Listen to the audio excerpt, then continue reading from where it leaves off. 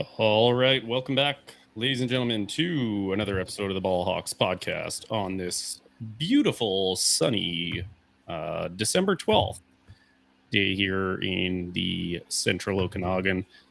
Kind of fitting today is the, December 12th, 12-12, and the 12s pulled off a convincing win. So I'm your host today, Steve Fisher. You can find me on Twitter at SSFisher87. And I know Chris is paying attention to that because, well, it's intuition at this point. We kind of know what each other are doing. Yeah, tough week all around. This is the earliest we've ever done a live show, so it feels a little bit weird not watching all the games throughout, but we will get through it. Remember, if you are watching on Twitter, the comment feature is not working, so if you want to jump in with us to comment, go follow, or I guess go check out our YouTube or Facebook streams, and you can comment in the live chat with us. I am joined here for a record 42nd time, Christopher Watson Phillips. I would ask how your day is going, but it's kind of just started. Hey, good day. Yeah, I've been up for roughly 5.5 hours, so I've got half my day out of the way at least. Definitely good start to the day. Didn't do much. Woke up, played a little bit of Madden, worked on my parents' Christmas present a little bit. That's about as far as into detail as I will get about on that one, because in case Dad's listening, gotta keep his secret. Kids have been pretty good. My daughter passed her swimming lessons, which she was super excited about. Yeah, my wife didn't think that she was going to pass this round, but she did. My son passed his round as well. So on to the next round of swimming lessons that they go. No complaints from me on this. Again, gorgeous, sunny Sunday. I was thinking earlier, I was like, if I wasn't podcasting at 1:00 today, I was like, maybe I'd actually get outside and go for a walk or something. It's gorgeous out there. But whose idea was this? Yeah, but guys, don't forget to find me on Twitter as well at PhillipsChris12. You can also follow the podcast account at ballhawks_pod. And one last thing that I cannot complain about, because I am starting this podcast with some 100% pure eggnog. We're doing shots of eggnog over here. It's an eggnog pure Sunday for you folks out there. And it actually is 100% pure eggnog. I don't even have any rum in there to water it down. Well, when you free pour like I do, the rum waters it down a little bit, right? Yeah. Makes it less noggy, let's say. Waters down the creaminess. That's right. Hey, our buddy Ryan Hank joining us over on YouTube. Best Seahawks Ravens podcast out there. Thanks, Ryan. We appreciate that. I would argue we are the number one Seahawks and Ravens podcast out there. Probably the best Seahawks and Ravens combined podcast in the world, I would argue. Yeah, you're 1-1, right? Hey, can't one of them is good if you're pulling hockey cards and football cards, but exactly. Yeah, I like the odds of 1-1. We start this show on a bit of a somber mood. Obviously, news broke. I think it was Thursday that Demaryius Thomas had died in his house, just 33 years old. And I know that's something Ryan likes to bug me about, that I mention my age every week on the podcast, but it does kind of put it into perspective when, you start having people younger than you passing away. So just thoughts go out to his family. Everything I've seen on social media and things like that just talk about, he was one of my favorite players in our whistleblowing unicorns league that we always reference here. He was actually my first overall pick of the dynasty that I've created. I think I was picking 11th out of 12 or something like that. And he was sitting on the board there, picked him up, incredible player, but like we've been seeing on social media, and even more incredible human being, just all the time he put in with children and kids. And you can really see how happy that kind of stuff made him. He just had the biggest smile on his face when he was helping kids. So our thoughts go out to his family in this time. That's definitely a tough one that you don't want to start a show out with, but yeah. What's your favorite Demaryius Thomas play? Do you have one that you can think of? I just want someone to say it. I mean, we all know there's the Tebow bomb in overtime. I have one, but I'm not going to say it. It's disrespectful to say it because it's actually from the Super Bowl that they played against the Seahawks. So I'm not going to say it. Of course. Yeah. Well, the other kind of weird connection with that is, I think I told it on our Tuesday story or our Tuesday show, a story about losing fantasy football championships in year one. And I was down by like 4.1 points, and Demaryius Thomas comes up with this ridiculous sideline grab. He's got a player. They were playing the Cincinnati Bengals, and he had Pac-Man Jones like hanging off of his arm. And Pac-Man's not a big guy. Demaryius Thomas is a big guy. And he's basically carrying Pac-Man, like, being held from behind, makes a one-handed catch for 44 yards. And I'm like, yes, I finally won a fantasy football championship. And he gets called for offensive pass interference because he's just like too strong and too good. I thought it was one of the most ridiculous plays I'd ever seen, even though that play ended up, losing me my championship. It was still a ridiculous play. Speaking of ridiculous plays, Chris, I know you watched the Steelers game. Steelers are playing. They're down. I can't remember what it was, like 36 seconds left on the clock or something like that. Something like that. Claypool catches the ball inbounds, and he gives his little first down symbol. Takes a knee and points for the first down. Yeah, like actually goes out of his way to take a knee, points for the first down. And everybody's got to be thinking to themselves, what are you doing, dude? Like, I posted this on Twitter. It's embarrassing that this guy's from Canada, because that's like the exact opposite of what like a lot of Canadians take pride in is, playing the game, whatever game it is, hockey, football, or whatever, playing it hard. And this guy costs his team a chance. I mean, they get down to the end zone. Big Ben makes a ridiculous throw to a Pat Freiermuth. And I think it was Harrison Smith made a ridiculous play to pop that ball out to end the game. Now, if he didn't celebrate and ran the ball over, I know he's getting comparisons to Larry Fitzgerald right now. Big Ben probably gets a second shot to go win that game for him. So he, in my opinion, he lost his team potentially a playoff spot with just a boneheaded move. And if that's not bad enough, I didn't really notice this on the first play because I was too busy laughing at him. I think it was his guard comes over, like sprinting over. This 315-pound guard comes sprinting over, like, dude, goes to grab the ball from him, and it gets sort of like bobbled between him, him, Claypool, and whoever the Vikings defender was. I think it was Eric Kendricks. It was Kendricks, yeah. And then they get back to the line to spike the ball, and Chase Claypool is losing his mind on his own team. I don't know what was said or what he was losing his mind on, but I'm just thinking to myself, it's bad enough you cost your team a chance to win. Now you actually have now you're getting into like the morale of people. Like he's just such a bonehead.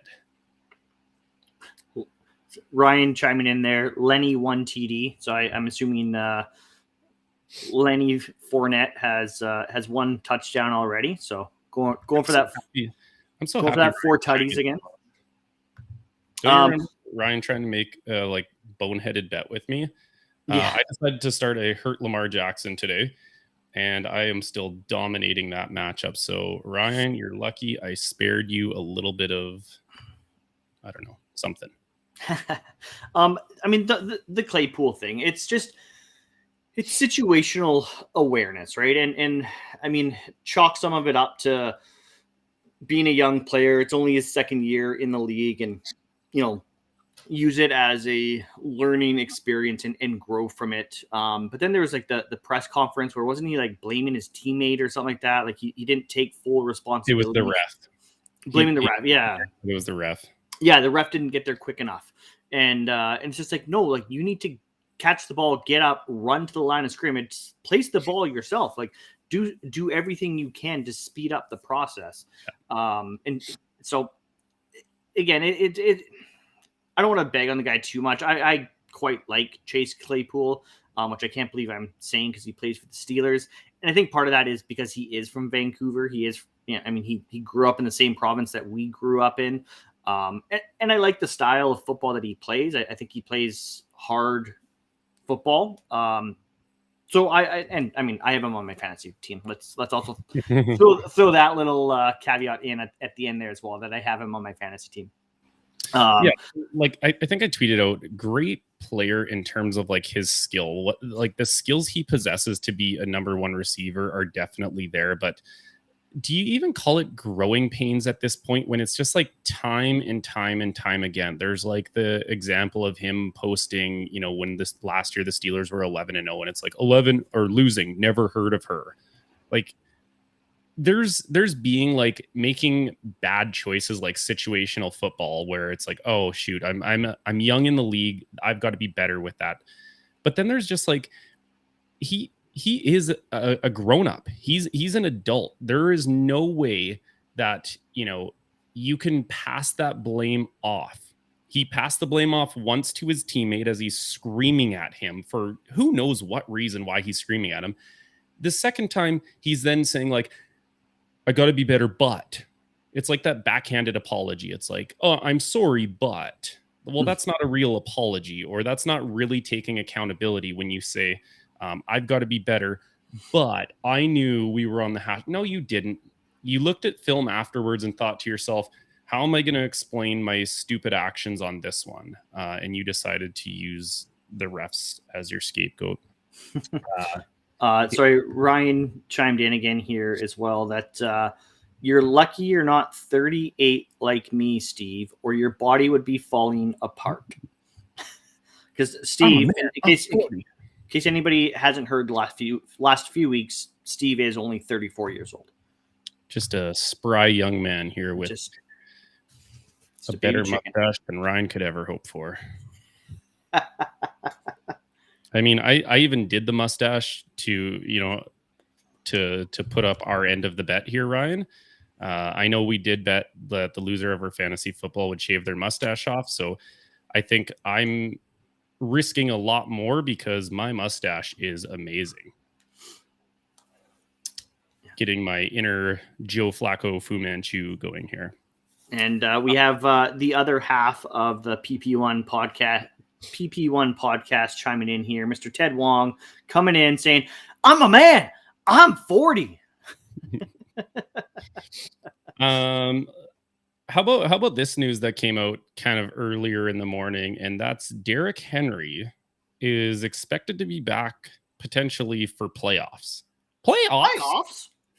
Yeah, this guy is absolutely unreal. Like what he was doing this year, we talked about it earlier. He was on pace to be, a league MVP, not just, MVP of his team. He's still fourth in rushing yards. Fourth place in rushing yards, and I don't think he's played since week 6? 7, somewhere in that range. He hasn't played for a long time. So really cool to see, a guy not have his season fully derailed when he was doing something special. I've been kind of on this thing about, there's been a lot of star injuries, and the league is a better and more fun league to watch when Derrick Henry is running the football. So even though it's probably a team in the AFC that the Ravens would have to get through if they make the playoffs, I still want the best version of that team, and the league is better when Derrick Henry is running the ball. And Ted just chimed in, even if they just bring him in for goal line packages, it would be a boon to that offense. It's true. Situational kind of football if he's healthy. Wasn't the plan all along though the timeline for Derrick Henry to be back for playoffs? Like all along, wasn't it like I think they said 8-week injury, and I would have him back, like miss the remainder of the regular season, but have him back for playoffs. And I mean, if he comes back for the playoffs and he's healthy and ready to go, that gives the Titans a huge boost. Getting a healthy Derrick Henry for the playoffs rather than a, bruised and battered. I've just played 17 regular season games. And now I'm in the playoffs. Derrick Henry, like I don't know. I wouldn't want to face the Titans in the playoffs if that's the case, because they're going to be getting AJ Brown back as well. So that offense could all of a sudden be at 100% health at the perfect time of year. Yeah, I mean, they just got Julio Jones back for today's tilt. I know that because I had him on one of the fantasy teams. They're winning games without Derrick Henry. So you got to think, if they get their, 2 of their 3 stars back for playoffs and they're rested, I'm just shocked a guy can break any part of his foot, like a broken foot. I could see if it was like a pinky finger or like part of his hand, and he's just going to use like one hand to kind of rush the ball. But, everything in a running back is all feet. So even though I think it was like his 5th metatarsal or something like that, it's still a broken bone that he's going to try and, rush through grown men without injuring himself. So good for him. Early news. Obviously, we have to do early news here because second games are just kicking off.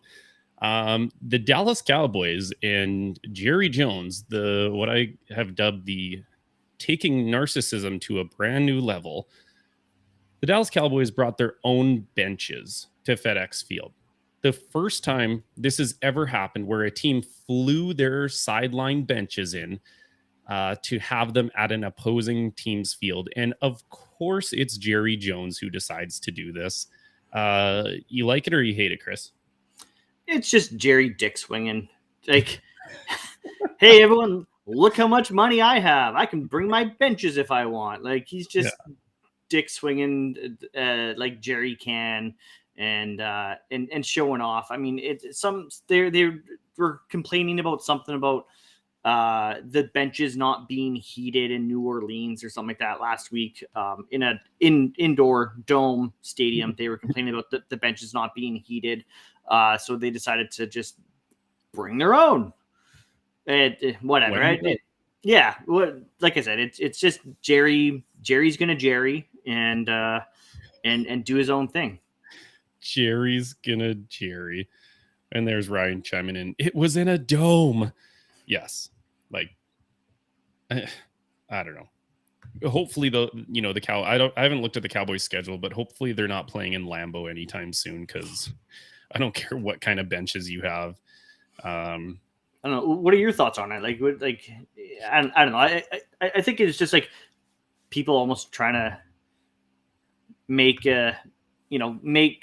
something out of nothing almost. Like it.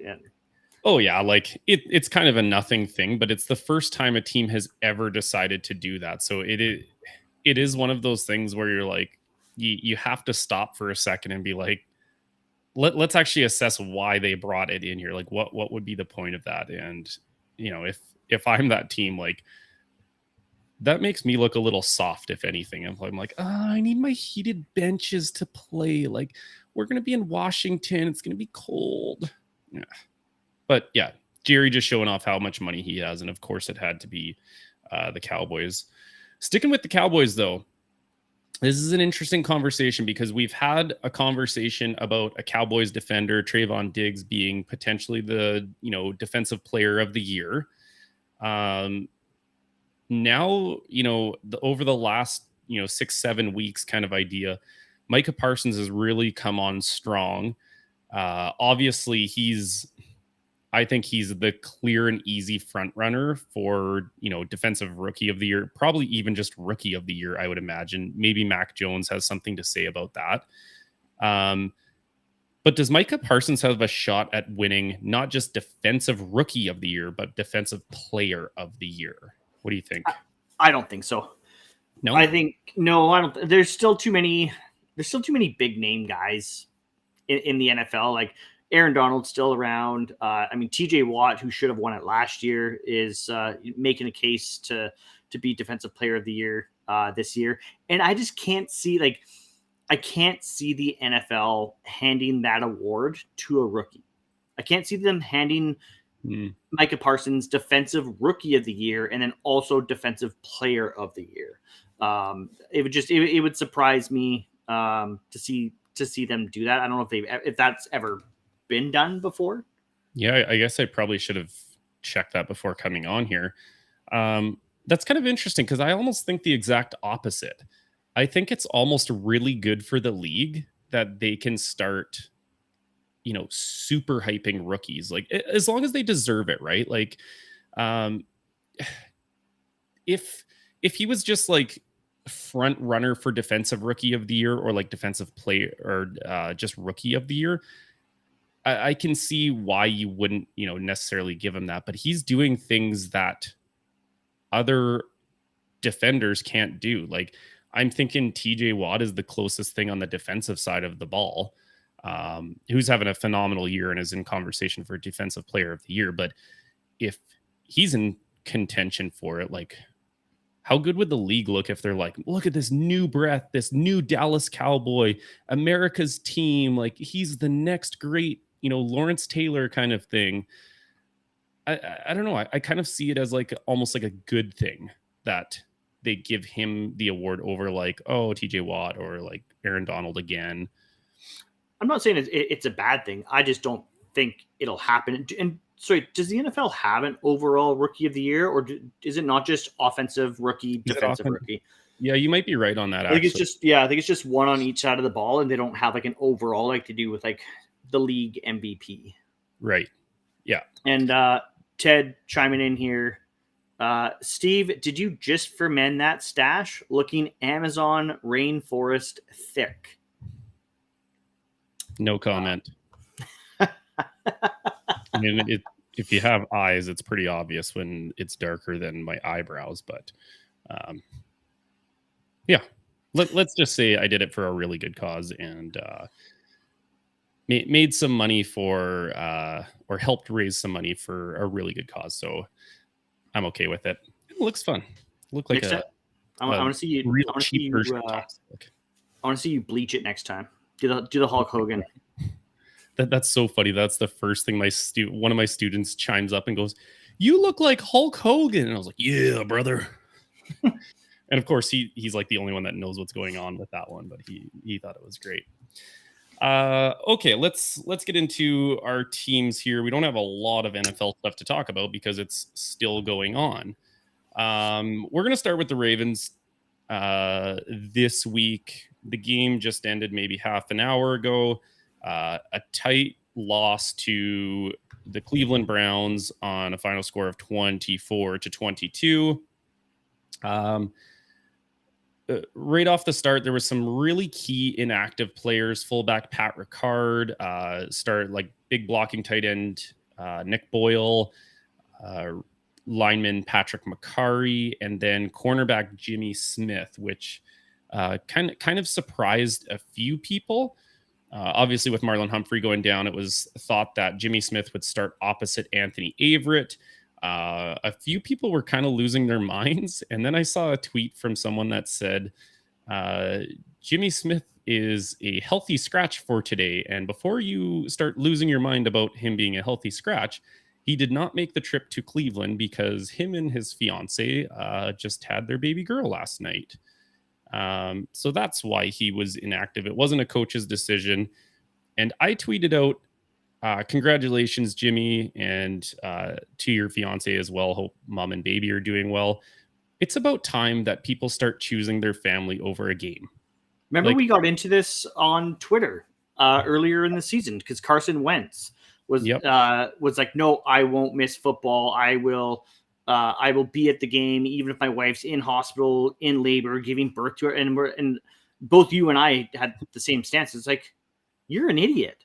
Like, no, go be with your wife. Yeah. So good for Jimmy Smith, and hopefully mom and baby is happy and healthy, and everyone's good. Yeah. That like my instant reaction was like, good for you, Jimmy. Like, that is what a real man does. I don't care. Like, your football, your fantasy football, your team losing a game, who really cares? You get one chance in your life to watch your child be born. And, you know, I don't know an instance where I would not have been there for the birth of my two children. So good for you, Jimmy Smith. That is what a real man does. It's bigger than football. Bigger than football, man. I sound like a broken record, but again, this offense starts out slow. You know, I think the first play was like an 11-yard catch, and I was like, oh, wow, here we go. And then it was 3 and out. And then they got the ball back at 3 and out. So they're hurting themselves with stupid penalties. Lots of pre-snap penalties of, like, you know, guys lined up wrong, illegal shifts, offside, things like that, along with all the holds that they're getting called for. I don't know what it's going to take for this offense to start, you know, come out gunslinging, but you cannot keep putting yourself into massive deficits and expect to win them all. Earlier in the season, you know, they were making these types of comebacks and they were finishing the games with wins. And, you know, everyone's saying, oh, this is great. This is a resilient team. They're definitely still resilient. The fact that they brought that game back to just a field goal, you know, attempt, they were close to it, says a lot about the depth of this team. But the slow starts have to get cleaned up if they want any sort of chance to make it. Ted and I were talking, he just chimed in there. Refs tried to take the game away and destroy the whole thing at the start of the game. So Ted's our big Browns fan. So, you know, him and I were talking throughout the game, and it was just like, we kind of came to the consensus. I hate when my team gets hosed by the stripes. And I tweeted out, stripes gonna stripe. But like, I don't like it even when my team benefits from those calls where you're like, were we really the better team when we, you know, got pulled out of situations time and time again? The big one I'm thinking of that gave them 3 points.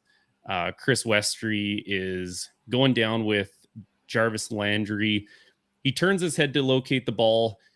There's probably at least 4 or 5 steps as he looks and, you know, gets the ball. Jarvis Landry is pulling on Chris Westry, and Chris Westry almost makes a one-handed defensive interception. He doesn't get it, and gets called for pass interference for getting held. So that was pretty frustrating to start the game.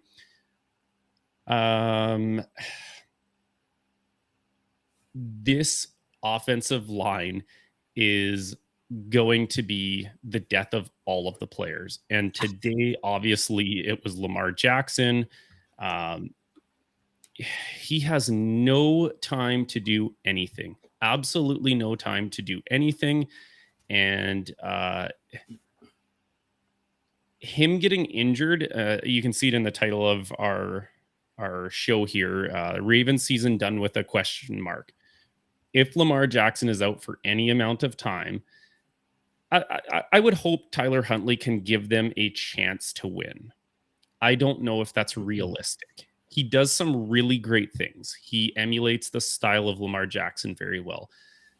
He was throwing the ball really well today as well. But if we're talking situational football or, you know, situational awareness, he lost them 3 points on that first drive of his where it looked good. He brought the team down. Makes this kind of nice juke play, but doesn't ever think to himself that people can run up behind him. And he fumbles the ball. He had 2 fumbles in the game, which are backbreakers, especially when it takes 3 points off the board. So if Lamar's out for any extended time, I don't want to say the season is over, because I'm not like a sky is falling down type person, but there's just like a limit to how much injury this team can physically withstand. Like, they lost Calais Campbell for the game with a thigh that he's been battling as well. When you can only overcome so much and remain optimistic for so long. And this Ravens team has overcome a lot of injuries to a lot of players. And we're not just talking like, you know, wide receiver 2 or, you know, a safety here or there, or one of 7 offensive linemen or defensive linemen. It's like, no, it's like they've lost their starting running back. Now their quarterback is hurt. And I mean, we saw it with Seattle when your quarterback gets hurt. Like, that's the most important position in football, is your quarterback. And when you lose your starting quarterback, especially when it's a guy like Lamar Jackson, like we're not talking about Jimmy Garoppolo here, people. We're talking about Lamar Jackson, like former MVP, unanimous MVP Lamar Jackson. If he's out, like I get it, Steve. You don't want to wrap up the season tied in the bow and just send it off into Never Neverland to never be spoken of again. But yeah, definitely hard to remain optimistic about the remainder of the season after that. Yeah, Tid summed it up really well there. Like, but you can't ask them to get it done with Band-Aids and bubblegum for the rest of the year, right? Like, there's only so much bubblegum you can put over top of a leaking faucet before like it just blows through the bubblegum again and again and again. So it's definitely going to be the story of this 2021 Ravens season, to whether they make the playoffs or not. I think I'm just hopeful and optimistic because they're still at 8 wins. Okay, like, do I think they are a Super Bowl contender? Without Lamar Jackson, absolutely not. That's just common sense would tell you that. But even with Lamar Jackson, like, there's so many season-ending injuries that I don't know if it's realistic to say that they would be any sort of favorites. I mean, any given Sunday, a team can win, so I would be hopeful. But the reason why I'm not so like sky is falling down is because, yeah, they're still at 8 wins on the season. It would be different if they were at 4 or 3 wins, and you're like, yeah, they ain't clawing themselves back out of this one. But I'm just pulling up the Ravens' remaining schedule. So they have at home versus the Packers, on the road to Cincinnati, at home versus the Rams, and then at home versus the Steelers. So like, right, they've got a game in there.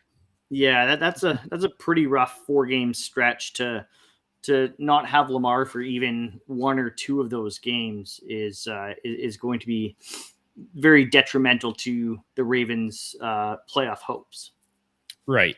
And there's just, if he misses, even I would argue, even if he misses the next game, that's probably going to be the end of it. A showdown between Tyler Huntley and Aaron Rodgers. I don't know if I like my choices there. The only saving grace would be that maybe in a divisional game that would be the swing, because the teams that are closest would be possibly Pittsburgh, possibly Cleveland, possibly Cincinnati, just because they're all so close together. So if you play 2 of those still, you get a chance to knock your people down that are coming up from behind you there. So a couple positives though. I want to be in some positives here. Anthony Everett had a really a nice interception. This defense hasn't been getting many turnovers. So I was really happy to see that. Mark Andrews is a damn man. Like, when he has the nickname Mandrews, there was a play where he had a 32-yard catch. The defender's draped on him, makes the catch. The defender's still draped on him. He drags that one. He drags a second one. A third one comes in and bumps him. He spins off of that one, keeps dragging them. A fourth defender comes in, and they managed to get him out of bounds, but they never managed to actually put him on the turf. So he dragged 4 guys there. That was really fun to watch. Mark Andrews also in this game pass or set a Ravens franchise record for the most receiving yards by a tight end. He was just shy of beating that. I want to say it was 2019. It was his 2019 season. He was 3 yards short of Todd Heap, who had 855 yards. And so now Mark Andrews holds that record. He has 4 more games left. This is going to be a 1,000-yard tight end receiver. And every penny they paid him is absolutely worth it. I love this guy. There was obviously the wild ending. They gave themselves a chance to win on a day that they didn't deserve to win a game. They recovered the onside kick as it, ping-ponged off of a Cleveland Browns guy, and Chuck Clark recovered the kick. They had a chance. It was just a really good chance to win a game they didn't deserve to. I'm just going to address the last comment by Ted. Can you talk about the BS narrative people dropping on Lamar being a running quarterback and that's why he gets hurt? Yeah, here's the interesting part about Lamar Jackson. He's only missed 2 games in his career so far. One was because of a concussion. On that concussion, he wasn't running the ball. He did not run the ball when he had that concussion. The other one was because of an illness. Well, he didn't run the ball when he was sick. Sorry. This play, he was not running the ball. He was doing what a pocket passer would do. The offensive line gave him no time at all.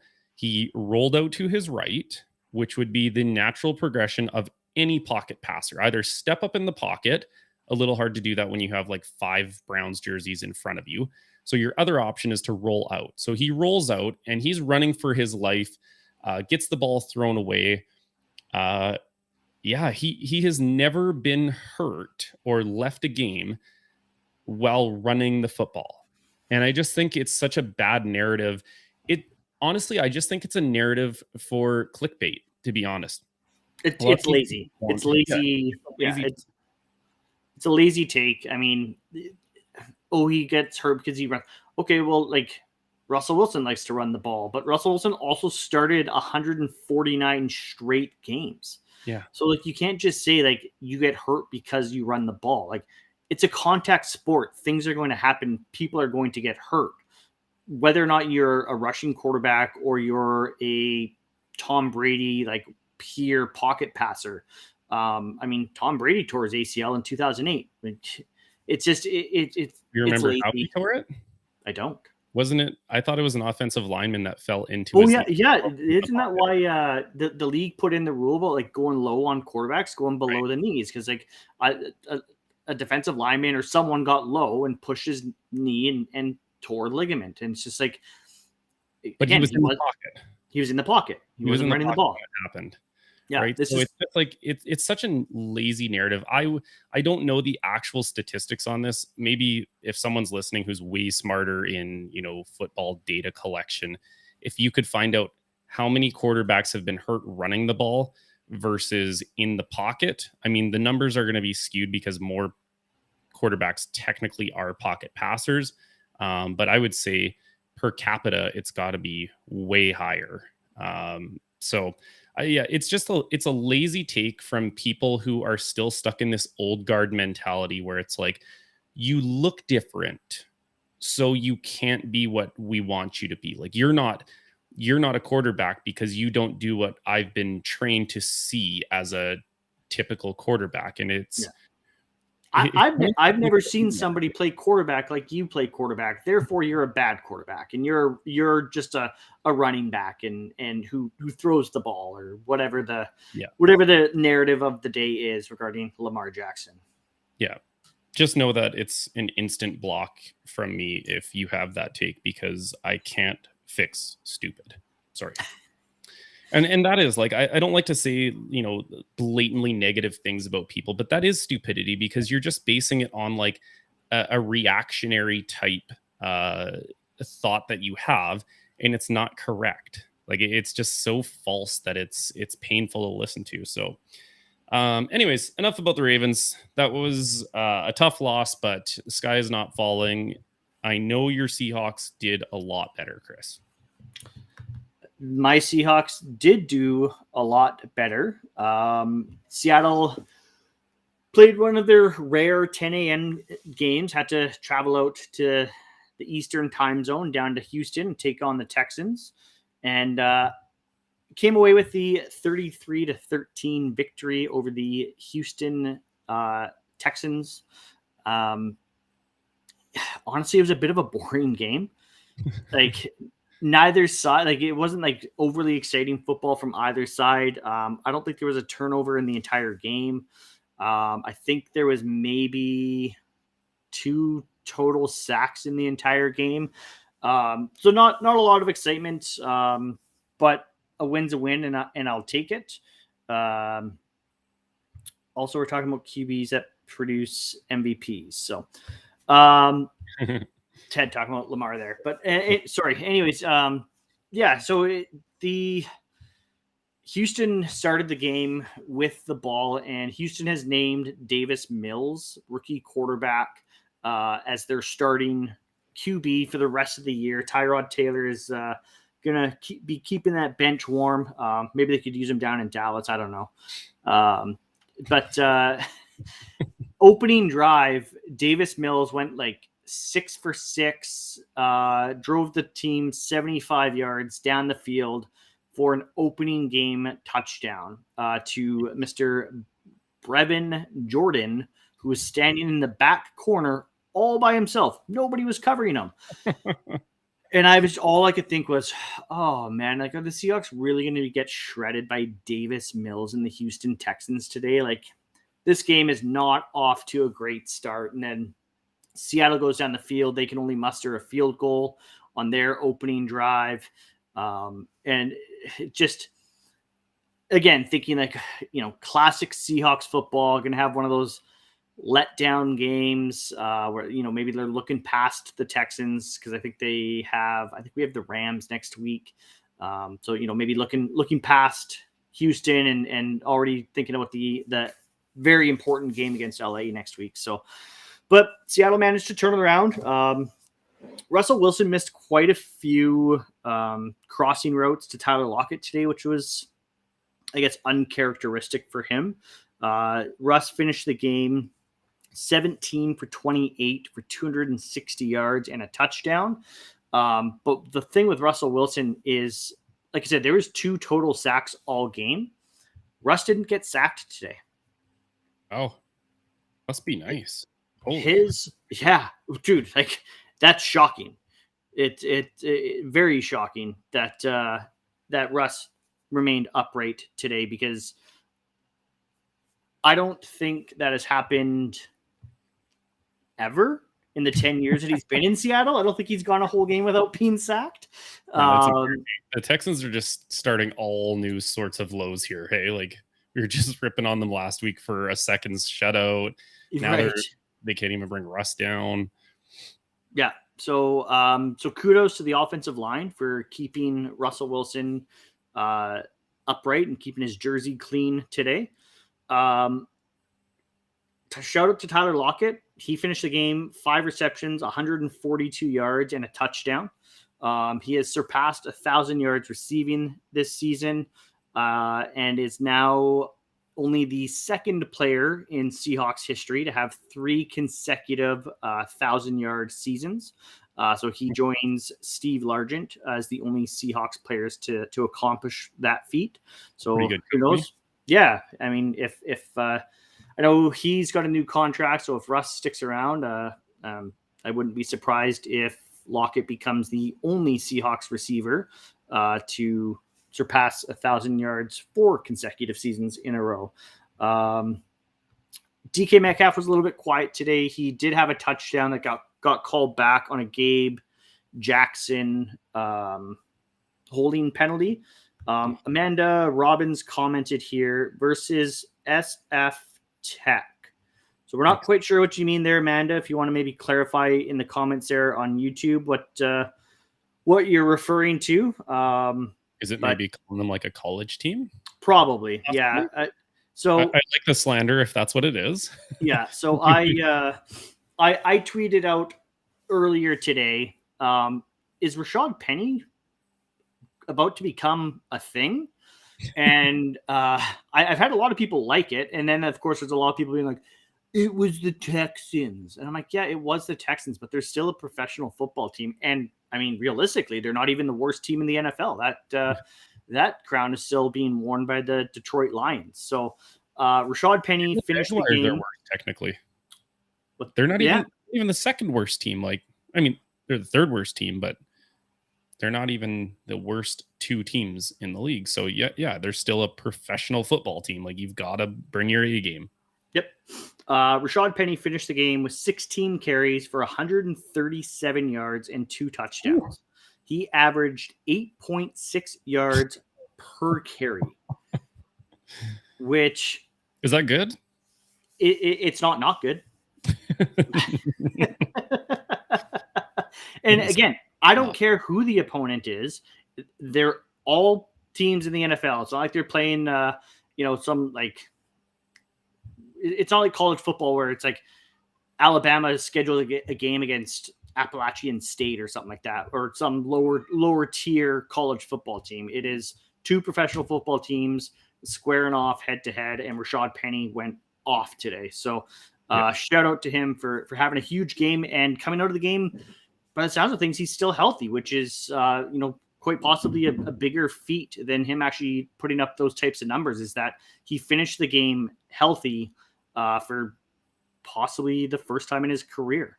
That he's managed to escape any type of injury or pull a hamstring or whatever else has popped up in his injury riddled career. I think the defense missed Jamal Adams today. Yeah, they were missing. They were missing something, and they were just missing that little extra edge, that little. I don't know. They didn't seem to have a lot of excitement. Like a guy would make a big tackle or get a sack or whatever, and there was no like jumping up and down or anything like that. So they're definitely missing Jamal. And I mean, no clearer sign than Quandre Diggs. He had his towel sticking out of his pants, and he had the number 33 written on the towel there. So no clear sign that they're missing Jamal than Quandre's, little subtle shout out to him. Other than that, like I said, I don't have a lot to talk about from this game today, because it was just like I don't know, like just a regular, like nothing overly exciting happened all game. I mean, Russ's deep ball is back, that's for sure. He hit, like I said, he missed Lockett on quite a few crossing routes, but he hit Lockett with an absolute beauty of a moon ball for a deep touchdown. And I tweeted it, and I'm going to say it here as well. Russell Wilson throws the best deep ball in the league. Ooh. Hold on. Let me hide this so you guys can see my Twitter handle, and feel free to @ me on that one. Russ throws the best deep. So what does that put them at? Are they 5-8 now? 5-8. So they that's not very far off of a playoff spot.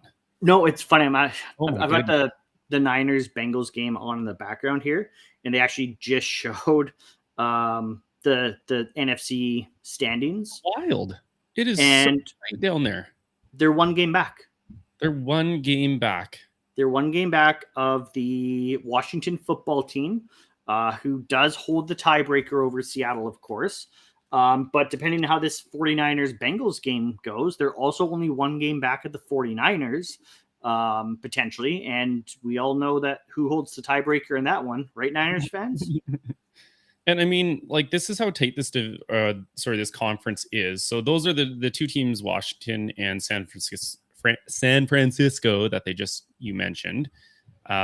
Game back there. They're a game back of Minnesota. They're a game back of Philly. They're a game back of Atlanta, and they're a game back of New Orleans, who are all fighting for that last spot. So to me, it's pretty wild that when you were talking, just a handful of weeks ago about Geno Smith starting, and, after his losses in the starts, you're thinking to yourself, the only couple teams we're worse than in this, or better than in this conference, are like Detroit and Detroit. That's it. And now you're talking that this team could sneak itself into the playoffs. Who do they have left in their schedule? Let me pull it up here. Like I said, I'm pretty sure next week is the Rams. So next week they go to LA. and then they're at home versus the Bears, at home versus the Lions, and then they close off the season in Arizona. So I mean, a couple tough matches in there, but it's definitely possible given the state of affairs in the NFC. But it's kind of wild. It's the exact same thing in the AFC, just different records that are doing that. Like you're watching that game thinking to yourself, yeah, okay, I need the Niners to lose. And I'm watching that game thinking, man, I need the Bengals to lose. Like Right. this is the best part of football, is like all of these situational things that kind of how the playoff picture shapes up towards the end of the year seems to always be wild. And I don't know how the schedule makers do it, or like how the NFL gets lucky that it's not like, oh, it's week 15 now and all the playoff spots are taken care of. Like, haha. And we just have a few weeks of nothing games. It's never like that. No. And it's been, I mean, you look at those final 4 games for Seattle, and I'm not going to say any game is going to be an easy win by any means. But a lot of people are going to look at that schedule and say, oh, well, there's no way they beat the Rams and there's no way they beat the Cardinals. Yeah, but those divisional matchups, like, you just never know. Those divisional matchups are the hardest games to predict. Because they know each other so well. Like, the only easy game to predict is my fantasy football team playing Ryan Hank's fantasy football team right now. It's an easy win. Like, by the way, I'm dominating him. He said, man, TB12 just shredding today. Yeah, he just shredded one to Mike Evans, who I have on my team. You better say your last goodbyes to that mustache, Ryan, because it's going to be cold jumping in the lake with no mustache. Name the League, like the TV show The League. Can be found on Disney Plus. Linda Morris, Vark Tech. Sorry, Linda, I don't know what that means. Okay, let's get into everyone's favorite segment of the week, the third down segment. Take it away, Chris. Yep. You look confused. I'm working on it. I am confused. There it is. Yeah. Okay. It's like, oh my gosh, I'm gonna have to explain this too and answer all the questions. Yeah, no, I figured it out, guys. Yes, the third down segment is back for another week, and it is again presented by Bad Tattoo Brewing in Kelowna, BC. They brought to you by the 108th Grey Cup. No, Ryan, wrong show. Yes, Bad Tattoo Brewing in Kelowna. Go sign up for the Bad Tattoo beer club at badtattoobrewing.com. You can order their beer anywhere in Canada and get it shipped right to your doorstep. Whether that be, I've said it before, in Victoria all the way to Bonaventure, all across the nation, you can order Bad Tattoo Brewing's fine beer. I've been enjoying my advent calendar. We're on day 12 today. I've got the Patio Pink Lemonade, which is a repeat. I have had that one already in my advent calendar, but I don't mind having it as a repeat. It was really good the first time. I imagine it's going to be just as good this second time round.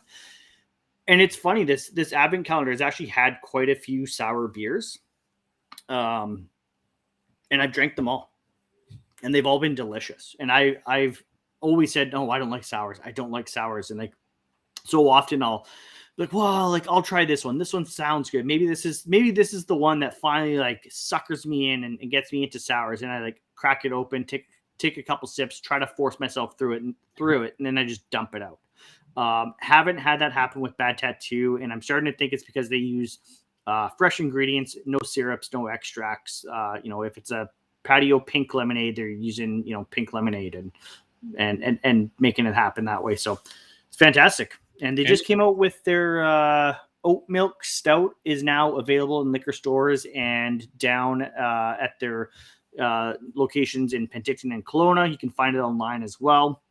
And then they have their Zen Chai dessert stout coming out as well on their through their beer club. So go sign up, guys, at badtattoobrewing.com if get that one ordered to your doorstep, because it sounds pretty tasty. Steve and I were discussing it the other day and are contemplating splitting a case on that one. So, yeah, like, I mean, obviously it's stout season, right? So you got your oat milk stout. I'm in for stouts all the time in the winter. Definitely going to be trying that one out, but I've never heard of a chai stout. And I know a guy that was just commenting, our buddy Ted Wong there. I know he brought me a chai beer in the spring, kind of summer, and it was really good. So when you said it was a chai stout, I'm like, yeah, I could see myself trying that one, or, getting a couple handfuls of those ones. Yeah. Also, guys, they got TVs down there. It's still football season. Go down, get a pizza, try out all of the beers. If you're like, well, I can't decide between a stout, an oat stout or a chai stout, or I don't even know if they have the patio pink lemonade, or I'm sure they still have this one on tap, the chocolate peanut butter stout, chocolate peanut butter porter. Go down, try a couple flights. You'll see what we're talking about with fresh ingredients. Delicious beer.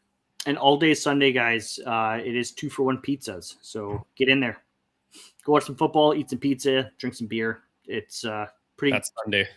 And that's Sunday. Pretty good Sunday, if you ask me. Yeah. So this week for the third down, again presented by Bad Tattoo Kelowna. Last week we discussed Christmas movies, and I kept it to live action. You kind of gave me a sour face as though you had just sucked on a lemon.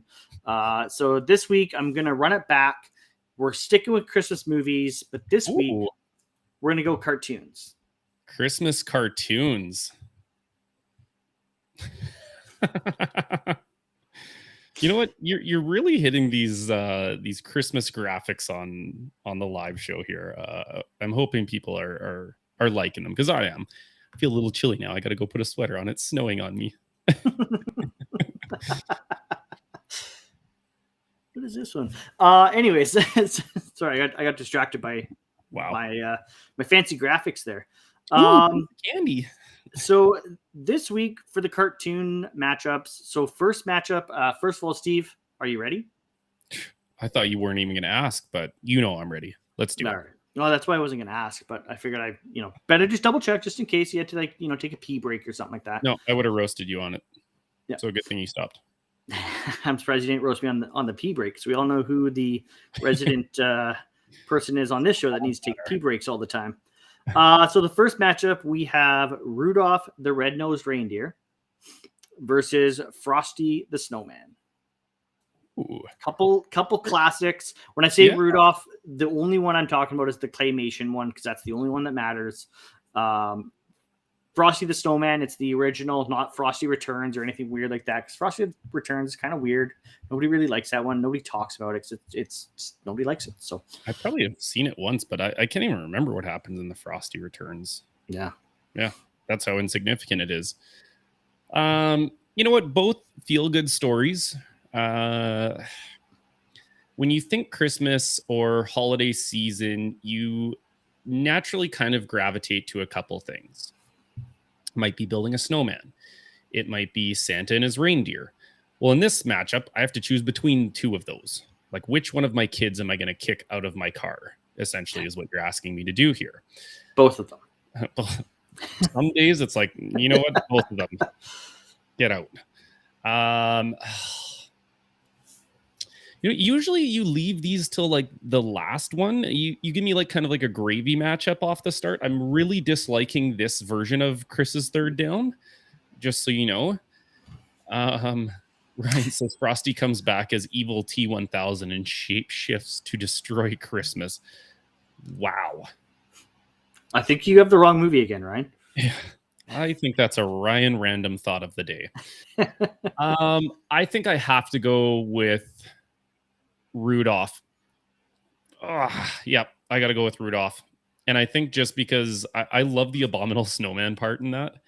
Like, I don't know why, as soon as you say Rudolph, the claymation one, the first thing that comes to mind is the abominable snowman part of it. So that's why I'm picking it. Yeah. I don't want to be an elf. I want to be a dentist. No,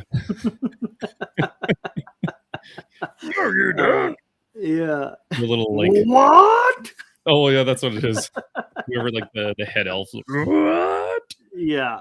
Yeah. No, Rudolph is I mean, you couldn't really go wrong here, but yeah, Rudolph is a classic. And I mean, it's one that both these shows I remember watching as a kid, and now I get to watch them with my kids, which is a lot of fun. So, yeah.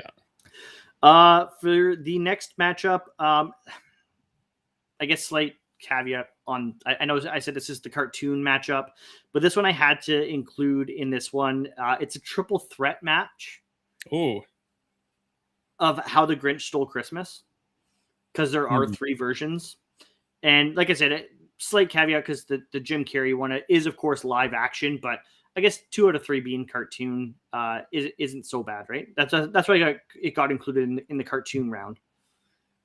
Oh. So of the 3, so we have the original cartoon, we have the Jim Carrey version, live action, and we have the newest rendition, which I think was 2019, where Benedict Cumberbatch voices the Grinch.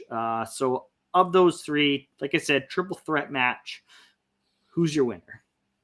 Well, I haven't actually seen the newest one, and that's because the cartoon original was so good, and the Jim Carrey one was just as good. So there was no need to watch a third one. Like, if you do it well in live action and you do it well in cartoons, why do you need to do it a third time? So I haven't seen the Benedict Cumberbatch one. On classic cartoons like this, I almost hate every single time that they do a live version of it. But Jim Carrey is so good in that movie. Like, he is so good. You always think that it's not going to live up to the hype of the original, like, nostalgic feelings you get on the cartoon ones. But for this one, I'm picking the Jim Carrey one. Wow. I think he is so masterful in the role of the Grinch. Like, you couldn't have cast that to a better person than Jim Carrey. It's because he's so good at, like, acting with his face, like his facial feature. Like, he's so good at manipulating his face, and that is what, like, really makes him succeed in that role. If I were picking, which I'm not because I'm the host, I would pick the original cartoon version of How the Grinch Stole Christmas. Fun fact, that is every Christmas Eve, after the kids go to bed, Nadine and I watch that as, like, the last thing we do before we go to bed, actually. So, really? Yeah. I don't know. How many years have that been going? 10 at least, I would say. Wow. I mean, we've been in our house for 9 years. So I mean, at least 9 years, but we've been together for 13 or something like that. So good thing she doesn't listen to this, folks. Honestly, I only count married anniversaries now. I don't count dating anniversaries or engaged anniversaries. Or once you get married, there's only one day that matters after that point. And every day, Chris, every day matters. Well, that's why I said one day. There's only one day that matters. One day at a time. The current day. One day at a time. Exactly. Good save, Steve. Good save. Follow us for more marital advice on how to get out of sticky situations. Yeah. Follow Steve. Don't listen to what I do.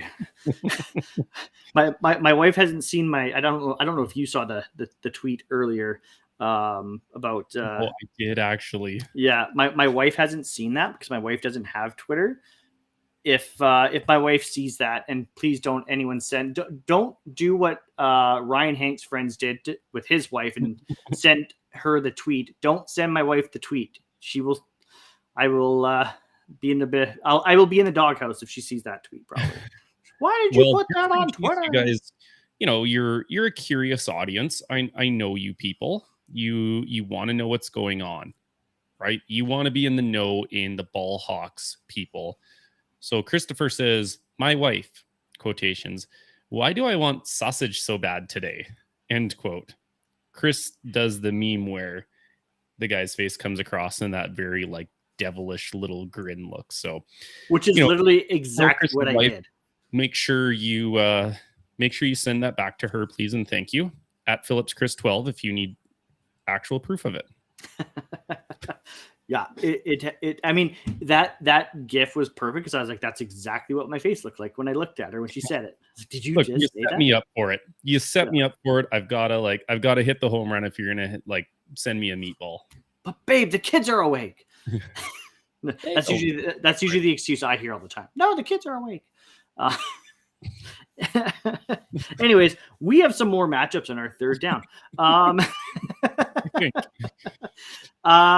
We have Mickey's Christmas Carol, which there's a lot of renditions of the Christmas Carol. There's a Muppets one. There's a Flintstones one, which Flintstones is quite good as well, actually.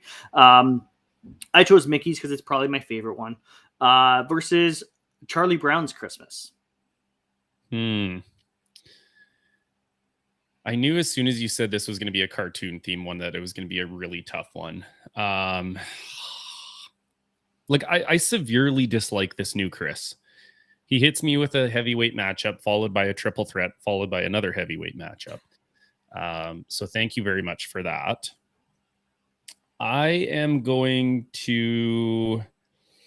Look, I've said it before, when it's a tight matchup for me, I go with the one that I think I've seen the most because that's got to tell me something. And I think I've seen Mickey's Christmas a little more than Charlie Brown. But they're both classic, again, just great shows that you want and have to put on every holiday season.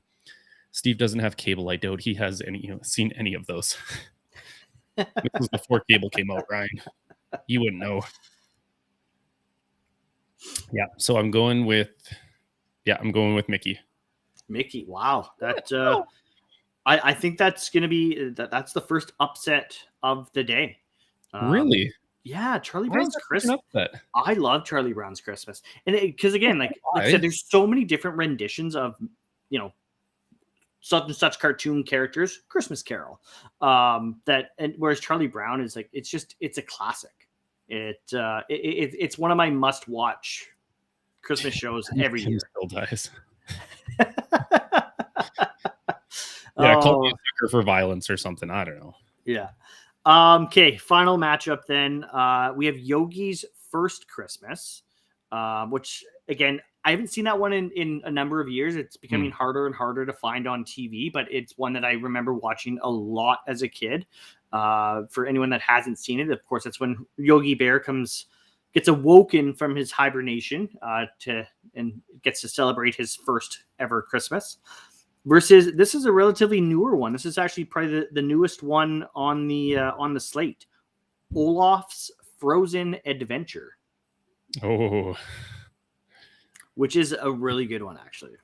So I guess this is a battle of my nostalgia versus probably what my kids' nostalgia is going to be. Yeah, two characters celebrating Christmas for the first time and finding out what it's all about. Right.